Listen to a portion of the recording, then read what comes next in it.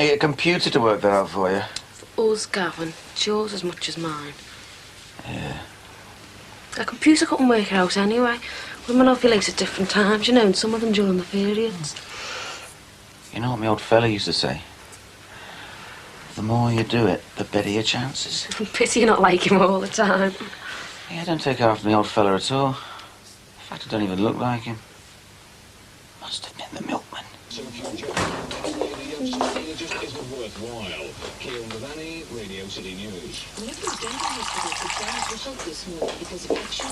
Come on, darling, you're going to be late. Is that all you're having? Well, it's not sufficient. It's all I want.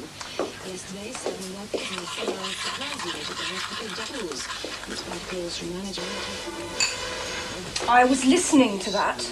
I want the weather. Well, I want the news. I want the weather. Please, Paul, take the children to school. Gordon's going to miss his train. Come on, Lucy, get ready. When I've listened to the news, I will come into the car. Until 8:25, my time is my own, and I am listening to the news. Honestly. Is that really necessary? I think it's necessary to know what's going on in our area. I mean, if you listen to the local news a bit more and ventured out, you might understand what I'm going on about a bit more. Like that bloke across the road and his strike, for instance. Lucy, Dad's in the car. He's going now. You ready? Yes. I don't know what all the rush is about. We're only going to school, you know. Well, if we don't hurry up, I'm going to miss my train. I'm coming, okay? Tell your father she won't be long. Come on, Lucy. Try and cheer up. Right, I'm off. Don't go talking to any strange men dressed like that. What do you have on today? I'm a bit busy. Got a bit of business. A bloke across the road's one of them. Oh, that one that was on the news. His son, Barry. He's okay. He's got something for me. They're not a bad bunch over there. You're going to invite them over sometime, get to know them. Strictly business at the moment. It always is. Anyway, at some stage in the day, you're going to have to produce a sperm sample. And that's more important than any of your deals, even if they are with the neighbours. Remember, you've got 2 hours from the time it leaves you to the time it arrives at the hospital. See you later. Hey, how can I without the car? Well, you're going to have to get up and run me in, aren't you?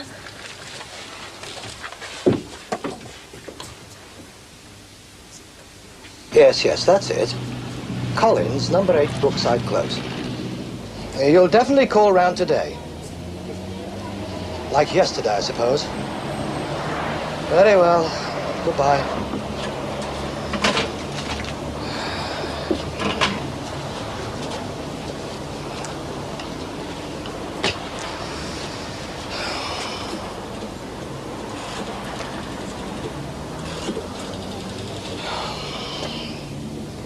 Oh, British Telecom. I'd like to make inquiries about the installation of my phone. Collins, number 8, Brookside Close.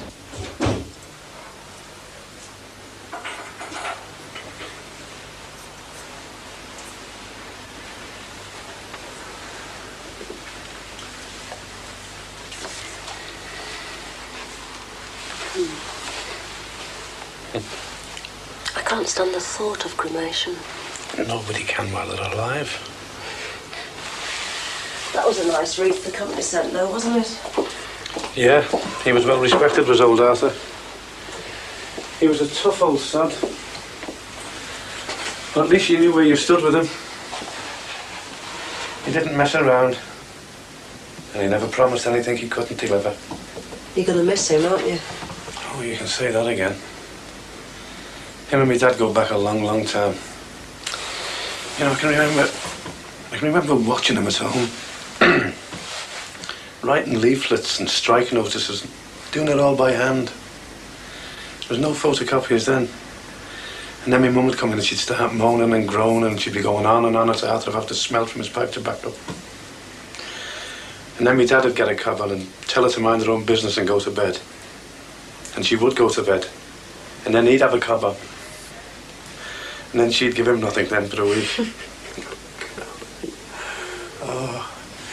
To think what they went through then, what we go through now. Never changes, you mean? Oh, in some ways, but I think we have it a lot easier. Hey, we're not in for a nostalgic review of the welfare state, are we?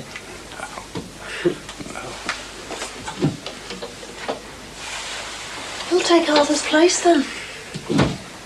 There's a young fella coming up from the regional office. A lad named George.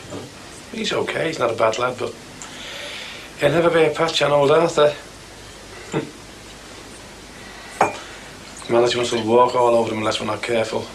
Is he coming round here later with the others? I suspect so. But to tell you the truth, I haven't got the stomach for it. Well, I don't feel in the mood for going to work, but... Hey, make that tea, love, while I get changed.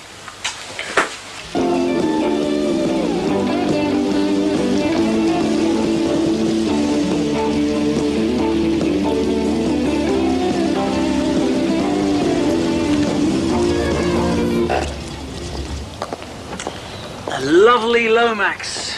Ms. Lomax, Mr. Taylor. See? They've gone. I had noticed even before you arrived. Would you like to come round and check at the back? I already have. Oh, thorough. How about coming inside to see if I'm keeping an immoral household as well, eh? Well, not really, but I wouldn't mind a cup of coffee. You what? Well, don't look so shocked. It's strictly business. Okay, come on.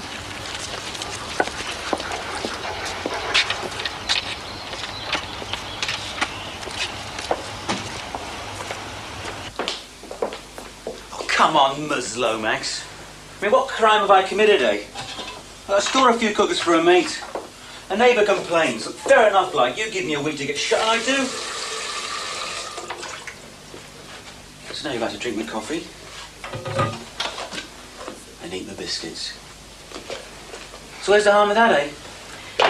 Mr. Taylor, if everyone used their garden... But everybody doesn't. Because they know we wouldn't let them.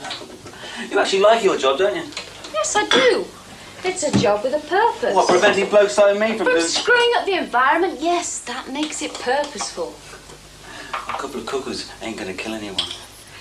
They're an eyesore, Mr. Taylor.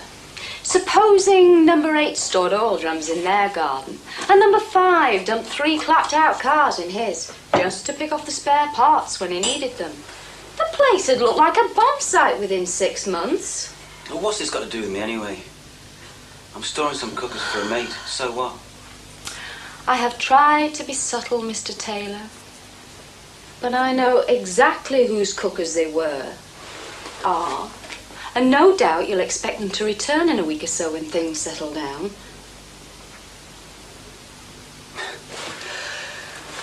Supposing I were to have a small business.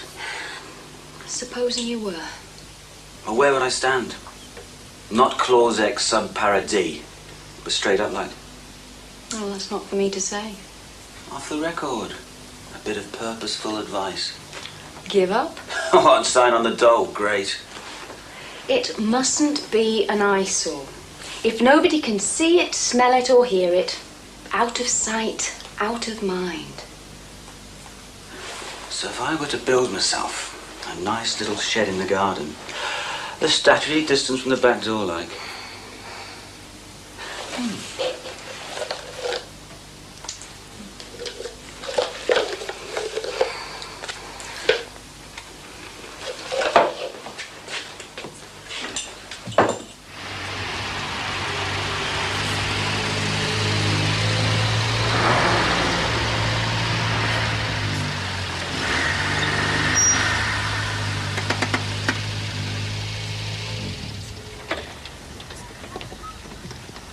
But surely it can't be that complicated for this size of house. Well, it's only a rough estimate. I'll send you a proper estimate when I've had a chance to work it out.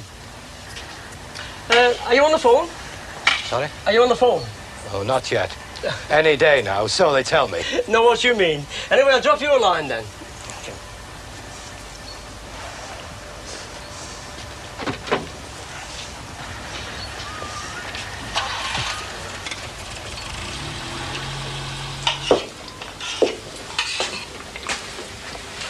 Reasonable quotation? Ridiculous. can't afford it then. Well, we can afford it. We can't afford to wait for it while they wander about from department to department looking for permission to pick up a pen and give me a reasonable estimate.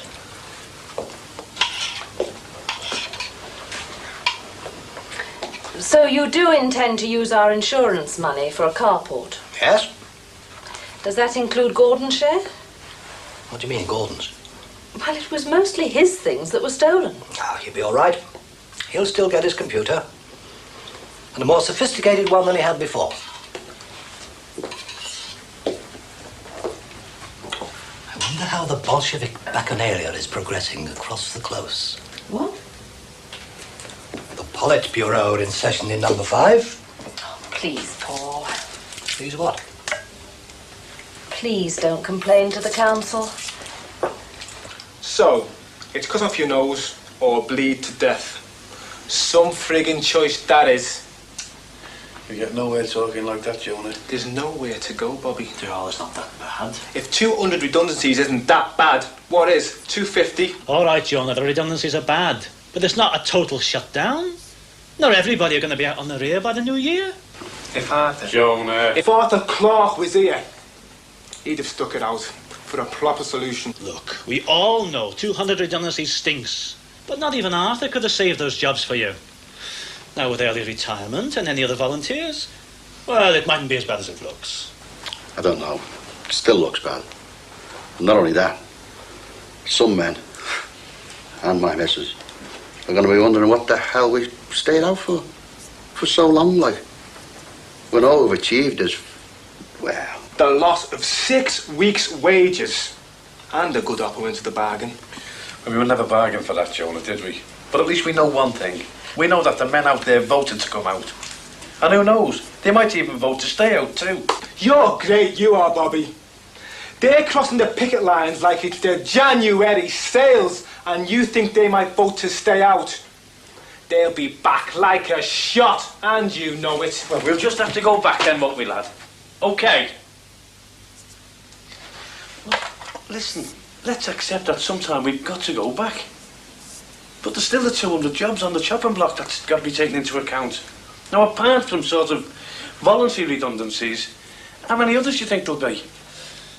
80, possibly 100. Jesus, is early retirement going to reach down to 35? Will you, Jonah? George has got a hard job on stepping in for Arthur. Let's face it, George, you don't know the score. So don't be scared of saying you don't know the figures. We accept that. But this has got to be dealt with carefully. Yeah. Yes, Jack, we know, but what about the others? Who goes? Last in, first out. Always is. Is it? Don't be so bloody soft, Jack. What about them bastards who crossed the picket? If anyone goes, it's them. Jonah, we've already suspended them. And what do you think the newspapers would make of that lot? They crossed the picket, Bobby. No one made them. They need educating. They need shooting. They know you were right. Most of them do anyway. But you've got to prove it to them. It's no good acting superior to them. They'll only resent it. So what? So, take a leaf out of Chairman Mao's book. When you've conquered your enemy, make him your friend. By next time round, he'll be on your side. You bloody moderates. You're fond of quoting revolutionaries when it suits you. Look, Jonah Bark, men cross a picket line for all kinds of reasons. And most of the time, they're not very happy or very proud about having done it. They had the same choice as the rest of us. Only they took advantage of the situation like the bunch of yellow-necked scabs they are. I'll tell you something. You might solve this one, but you'll have a lot more aggro on your hands. Because if we do go back, and nothing happens to those bastards, the rest of the lads are going to be wondering why they didn't cross the picket line. You know something, Jonah? I don't think your application to join Her Majesty's diplomatic corps is going to meet with any great success. Tell you something else, George. I'll be asking the same question. And if you want to, you can bloody quote that on the friggin' radio. That's what.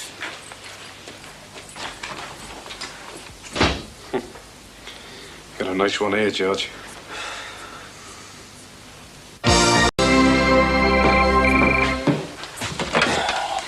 Yeah. Okay.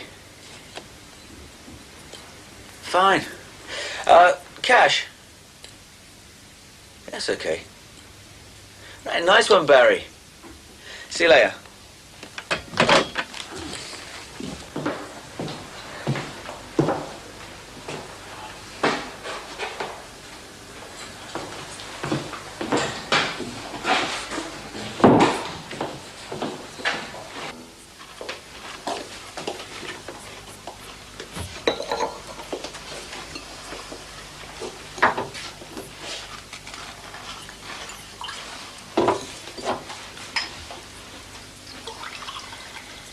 I can't see the point in wasting so much money on a carport. Why can't we just get a cheaper car and let it rust? Don't be ridiculous, Lucy. Ridiculous? It's just the way I've been brought up, Father dear. Come on, Lucy. It'll make all the difference to the house. It really will. Of course it will. And anyway, it hasn't really cost us anything. Look on it as a form of compensation for the inconvenience of being burgled.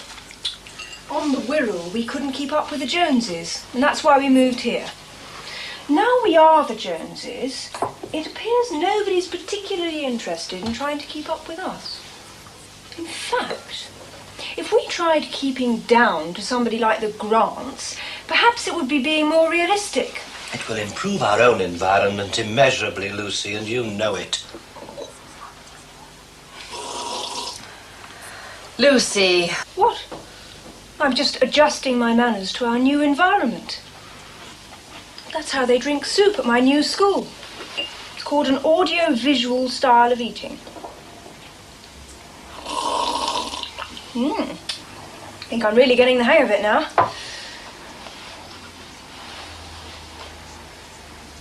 Anyway, what do you think about a carport, Gordon? Oh, I'm sorry. One question at a time. Do you, A, think, and B, if so, what do you think about Daddy protecting his pride and joy from the elements? Very droll, Lucy, very droll. It seems...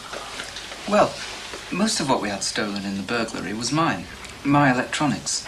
And we seem to have replaced my electronics with a carport. Yes, Gordon. I can sympathise with you. You're being so unreasonable, Gordon. I mean, it's a wonderful idea. And it's increasing the value of our property. Why are you so single-minded? Can't you see it's for the common good? We haven't yet had our money from the insurance company, Gordon. But when we do, we'll see about replacing your computer. Okay?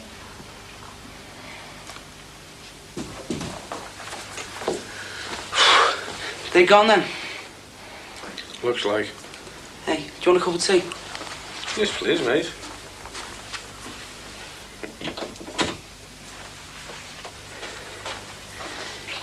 Hey, he's a dickhead, Jonah, isn't he? Nah, he really hasn't been up against it yet, has he? Ah, he must have. He's black. Everyone gets picked on sometimes. Last time you were on strike, I was in the juniors. You still remember that? Can't help it, can I? Number of times I was jumped. What? Why'd you never say anything about it? Ah, you and Mum had more important things to worry about, didn't you? Besides, I've set up school since then. What do you reckon to this dispute? Go on, you must have heard. Jonah's right about one thing. The ones that cross the picket line should be elbowed first.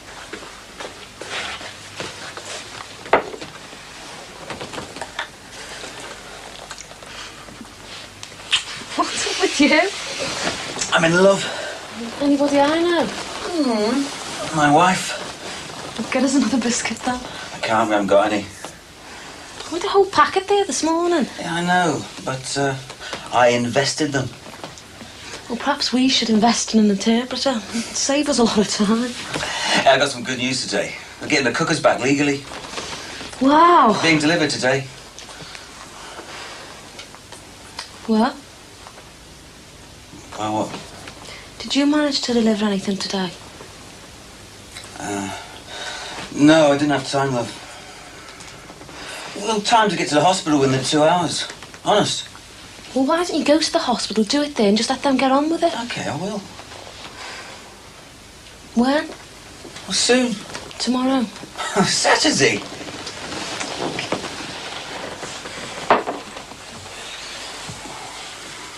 On Monday, I promise. You're more interested in your stupid cougars than the possible. No, I'm not. On Monday, I deliver enough sperms to drown the whole bloody hospital. Honest. Oh, great, he's got him!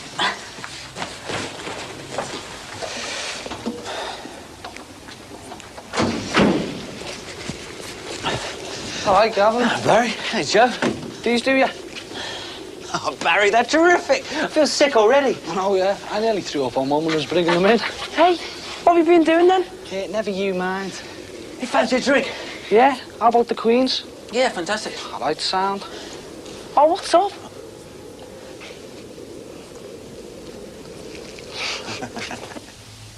Well, Daddy, seems like your idea of home improvements is catching on. Pardon? We really are the Joneses of Brookside. In double quick time. Good God. Annabelle? Gavin, what's going on? If they like writing to the council, why spoil their fun, eh? See you later, love. I'm going for a swift half with Barry. Who? Gavin?